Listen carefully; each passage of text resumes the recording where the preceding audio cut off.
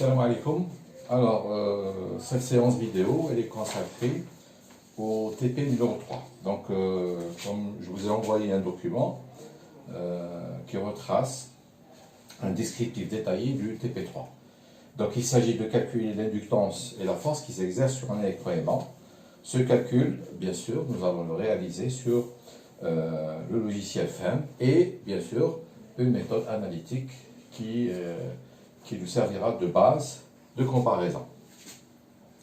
Les paramètres que nous allons calculer, ça sera l'inductance plus la force qui s'exerce sur l'électroaimant. Alors, l'électroaimant en question, c'est un dispositif qui a cette forme. Donc, vous avez une partie en E, voilà, pardon, une partie en E et une partie en I. La partie en I, c'est la partie mobile, donc qui va bouger. Bien sûr, cette partie, elle peut être solidaire d'un ressort. Et on va loger à l'intérieur du noyau principal de ce circuit magnétique en E, on va loger une bobine. Une bobine qui va tourner autour de ce noyau principal. Donc le principe est simple, dès que j'excite, ou bien j'alimente la bobine par un courant, automatiquement je vais créer un champ magnétique. Donc ce champ magnétique va se disperser tout autour de ce noyau en E, plus la palette en I, et il va y avoir des forces. Donc cette force, elle va agir de telle manière que cette palette sera attirée par l'élément en E. Donc sur le document en question, vous avez toutes les dimensions. Vous avez les dimensions du dispositif, vous avez le circuit magnétique de comment il est réalisé. Donc on va faire deux études. Une première fois, on va supposer que le circuit magnétique est linéaire, et une deuxième étude, on va faire des simulations avec un circuit magnétique non linéaire. Alors le dispositif, bien sûr, en trois dimensions, il va avoir cette allure. Voilà. Donc ça sera à peu près l'allure de ce dispositif en trois dimensions. Voilà. Donc ça sera l'allure. Bon, bien sûr, nous, l'étude, elle sera menée en 2D. Donc en 3D, nous allons essayer d'éliminer la partie travail. Donc si je prends mon repère, je vais avoir mon repère X, Y, et la troisième dimension, Z, qui concerne la longueur ou bien la profondeur du noyau. Alors, dans le document que je vous ai donné, donc vous avez un pôle principal, donc ça c'est le pôle principal, donc ça c'est le pôle principal, et ça c'est les deux pôles extérieurs. Donc vous avez toutes les données, donc il suffit d'utiliser ces données. Alors, ce que vous allez faire, c'est vous allez faire une étude en analytique. Alors l'étude analytique, c'est quoi? Donc je pense que vous avez déjà vu ce système dans votre cursus. Si je représente ce système par des reluctances, qu'est-ce que ça va me donner? Ben, ça va me donner une reluctance pour la palette I. Je vais avoir une reluctance au niveau de ce noyau, une deuxième reluctance au niveau de ce noyau, une reluctance à ce noyau, et là je vais avoir une reluctance. Donc je vais avoir une source principale, c'est-à-dire au niveau de cette reluctance. Donc le schéma équivalent, qu'est-ce que je vais avoir? Je vais avoir une première reluctance, R gauche, on va l'appeler R gauche.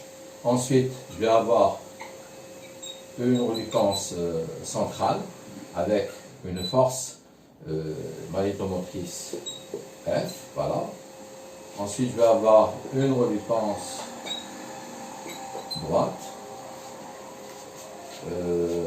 Je vais avoir une reluctance de l'entrefer, une reluctance de l'entrefer et une reluctance de l'entrefer.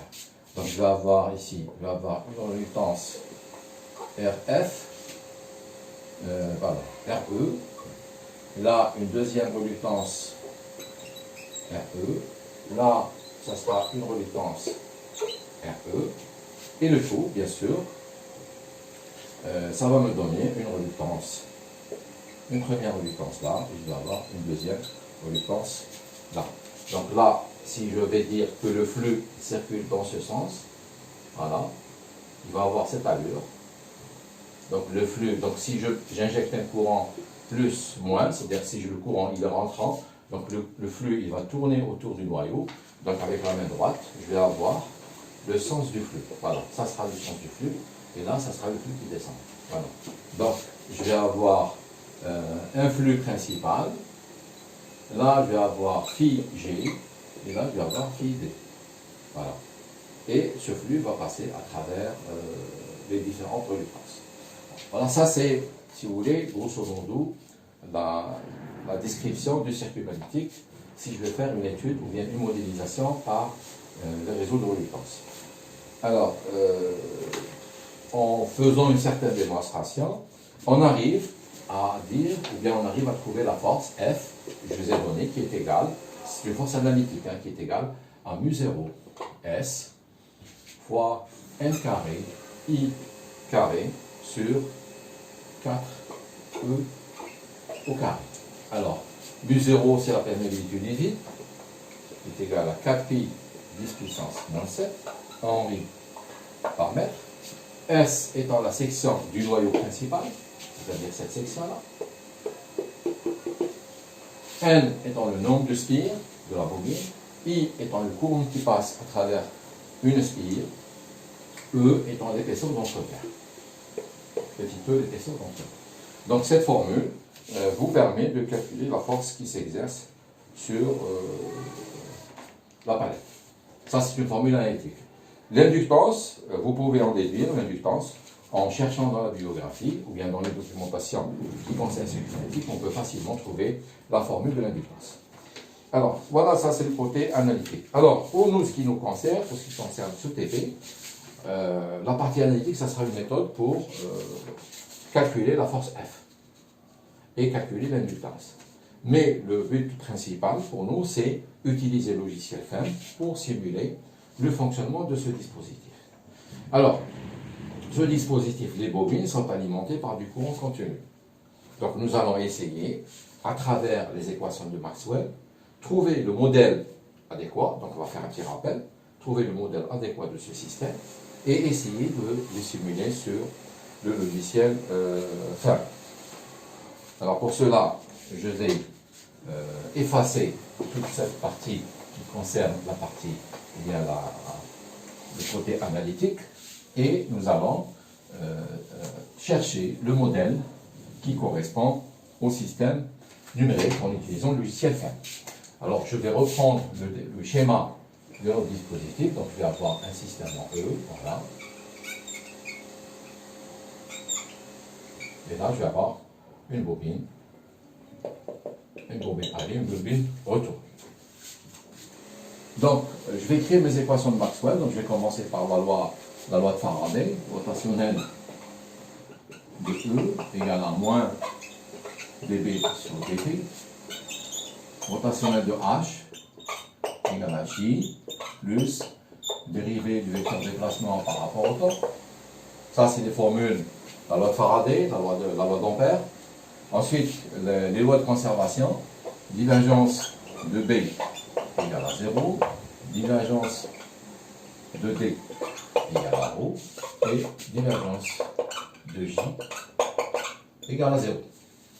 Ensuite, pour les matériaux, vous allez avoir B égale à mu H plus BR, D égale à epsilon E, et la loi d'Amp, J égale à sigma E. Donc là, j'ai mes 8 équations, les 3 équations qui constituent le matériau, les 3 équations qui constituent la conservation des flux, le flux magnétique, le flux électrique, pardon, le flux de la densité des flux, la densité des charges électriques et la densité de courant, et les deux lois, rotationnelle de E égale à dB sur dt moins dB sur dt, rotationnelle de H égale à J, la loi de Faraday et la loi d'Ampère. Alors, puisque ce dispositif est caractérisé à une perméabilité nulle, circuit magnétique, une bobine, une bobine avec un nombre de spires N, alimentée par un courant I en courant continu. Donc le champ magnétique qui va être créé ne varie pas en fonction du temps. Donc systématiquement, la première équation, je vais avoir rotationnel de E, ce sera égal à 0, puisque dB sur dt égale à 0, il n'y a pas de variation. La deuxième équation, puisqu'il n'y a pas de variation, et si je néglige les courants de déplacement, donc cette partie de l'équation, dérivée du vecteur de déplacement par rapport au temps est nulle, et je me retrouve avec rotationnel de H égale à J. Les autres équations, donc j'ai la conservation du flux, divergence de B égale à 0, qui doit être assurée, puisque on dit que le flux est conservatif, donc divergence de B égale à 0. Divergence de D égale à O, puisque je suppose que les phénomènes électriques sont négligeables, dans cette équation, je vais carrément la négliger, je ne vais pas la prendre en compte. Ensuite, divergence de G égale à 0, ça assure la conservation des courants, ou bien de la continuité du courant, divergence de G égale à 0. Ensuite, vous avez B égale à mu H plus VR. Alors, si je considère que le matériau magnétique n'a pas d'aimantation rémanente, donc je peux dire que cette équation, B, ça sera égal à mu fois H. Donc, BR, je vais les complètement éliminer. Maintenant, dans le cas où il y a un aimant, je suis obligé de prendre le côté BR. Ensuite, vous avez cette équation D égale epsilon E qui sera aussi éliminée. Et J égale à sigma E, ça sera la loi d'Ohm qui va être prise en compte dans l'alimentation des bobines. Alors, donc je me retrouve, en fin de compte, avec combien d'équations? Donc je me retrouve avec rotationnel de E égale à 0, rotationnel de H égale à J, ensuite divergence de B égale à 0, divergence de J égale à 0, B égale à mu H et J, pardon, J égale à sigma. Donc je me retrouve avec 6 équations.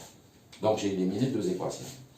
Maintenant je peux faire une autre simplification, c'est en supposant que ces conducteurs sont parfaits, c'est-à-dire en supposant que les conducteurs sont parfaits, donc pas de chute de tension,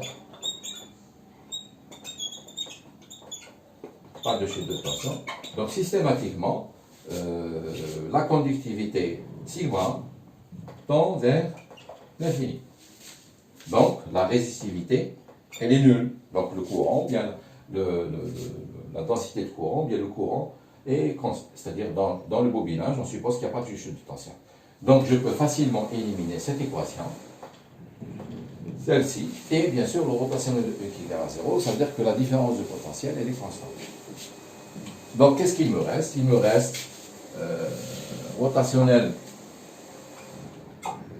de H égale à J, divergence de B égale à 0 et B égale à mu H. Voilà, 3 équations. À partir de là, donc, je pense que au cours, vous avez vu ça, vous avez reçu le polycope de cours, où la deuxième équation, divergence de B égale à 0, implique qu'il existe un potentiel vecteur A, tel que B égale à rotationnel de A. A étant un potentiel vecteur magnétique. A étant un potentiel vecteur magnétique. Donc, puisque nous avons déduit que A étant un potentiel vecteur magnétique, donc la variable A, ça sera le potentiel vecteur. Donc, nous allons faire le calcul, ou bien nous allons essayer de tirer une équation de telle manière que A devient la variable d'état. Donc, si B égale rotationnel de A, je remplace, puisque B égale à mu H, donc H égale à B sur mu. Donc je remplace H dans rotationnel, donc ça va me donner rotationnel de H qui est égal à J, donc ça sera équivalent à rotationnel de B sur mu qui est égal à J. Sachant que B égale rotationnel de A, donc ça va me donner rotationnel de 1 sur mu, rotationnel de A qui est égal à J. Donc je viens d'obtenir une équation finale qui peut être utilisée pour résoudre ce genre de problème. Rotation de 1 sur 2, rotation de A égale à J. Alors A étant le potentiel vecteur magnétique.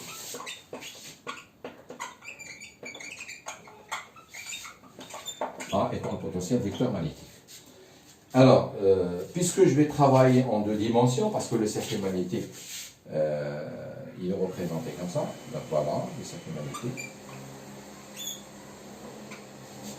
Donc la troisième dimension, je ne vais pas l'avoir, donc je vais avoir uniquement X, Y. Donc, le potentiel vecteur A, normalement c'est un vecteur, donc il doit avoir trois composantes en trois dimensions, c'est-à-dire il va avoir un X, un Y et un Z. Alors, puisque je vais faire une représentation bidimensionnelle, sans trop donner de l'explication, je pense que c'est des explications qui ont été données au cours, ou bien qui peuvent être trouvées dans le polycope qui vous a été fourni par le chargé de cours. Donc, le potentiel vecteur A va être facilement égal à, ou bien on va le définir comme étant égal à 0, composant suivant X nul, composant suivant Y nul, et composant suivant Z qui est différent de 0. C'est-à-dire, on peut démontrer cette relation facilement et trouver A qui aura une seule composante qui est la composante suivant Z. Donc en introduisant la composante de A suivant Z dans l'équation du rotationnel, c'est-à-dire si je développe le rotationnel de A, donc rotationnel de A qui est égal, donc I, J, K, dérivé par rapport à X, dérivé par rapport à Y, dérivé par rapport à Z, 0, 0, A, Z. Donc tu vas avoir I facteur de DAZ sur DY, moins J facteur de DAZ sur DX. Voilà. Et par rapport à K, les autres sont nuls. Ça, c'est le vecteur rotationnel de A. Maintenant, je dois trouver le rotationnel de 1 sur mu, rotationnel de A. Donc, je développe rotationnel de 1 sur mu, rotationnel de A. Ça sera égal à quoi? Ça sera égal à 1 sur mu, alors I, J, K. Alors, le vecteur rotationnel de A, c'est ça. Donc, la composante, donc je vais avoir D sur Dx, D sur Dy, D sur Dz. Alors, la composante suivante X, ça sera DAZ sur DY. La composante suivante Y, ça sera moins DAZ sur DX. Et la composante suivante Z, elle est nulle. Donc, je développe encore cette équation. On voit bien que le système, il devient un peu plus complexe par rapport au modèle électrostatique et par rapport au modèle électrocinétique. Donc, si je développe encore, ça va me donner 1 sur mu, facteur, donc I facteur, donc là ça sera 0, moins D, c'est D sur DZ, de moins DAZ, avec le moins ça me donne plus. Donc ça me donne D sur DZ, de DAZ sur DX, ça c'est la composante suivante I, voilà. Ensuite, moins J, donc ça va me donner 0, et là, ça me donne moins D sur DZ, de DAZ sur DY. Voilà. Plus K, facteur de D sur DX, de moins DAZ sur DX. Ensuite, moins D sur DY, de DAZ sur DY. Alors, le DAZ sur DX, en quelque sorte, le DAZ sur DX, c'est BY. C'est l'induction BY, puisque B égale rotationnel de A. B égale rotationnel de A. Donc, vous allez avoir BY, et là, vous allez avoir BX. Donc, ça, c'est ça, DAZ sur DX, c'est BY. Donc, la dérivée de BY par rapport à, la dérivée de A, de BY par rapport à Z, la dérivée de Y par rapport à Z, elle est nulle. Regardez. Donc vous avez le circuit magnétique.